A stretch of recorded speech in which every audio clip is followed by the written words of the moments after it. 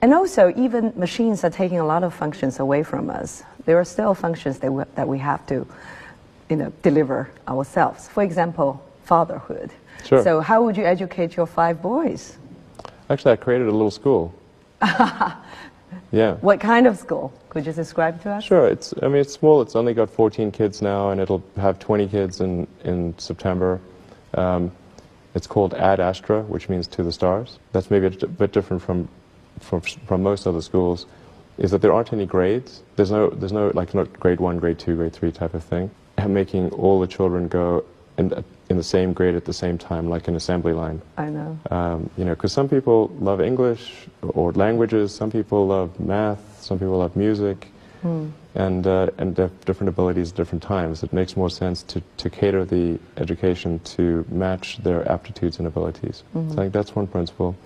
Another is that it's important to teach problem solving, or teach to the problem, not to the tools.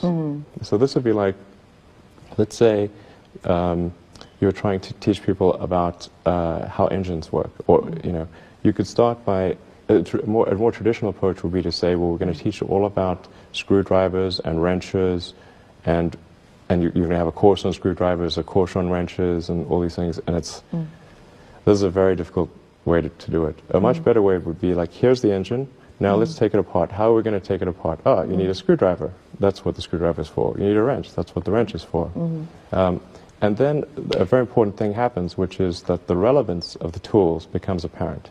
So all your 5 boys are in that school? Yes. Until when? This is from preschool? I don't know. So far it's only 1-year-old. But they like it. They like it? Yeah. And you want to keep them away from regular schools? No, I just didn't see that the regular schools, they weren't doing the things that I thought should be done. Like, those 2 principles, they weren't adhering to those principles. So I thought, well, let's see what we can do. Maybe creating a school will be better.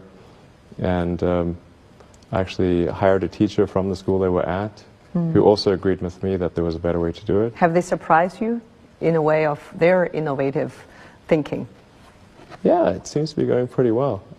The kids really love going to school. I think that's a good sign. I hated going to school when I was a kid. It was torture. So the fact that they actually think vacations are too long, like they want to go back to school. Wow. Yeah, exactly. That's weird. I know. Well, there are so many young people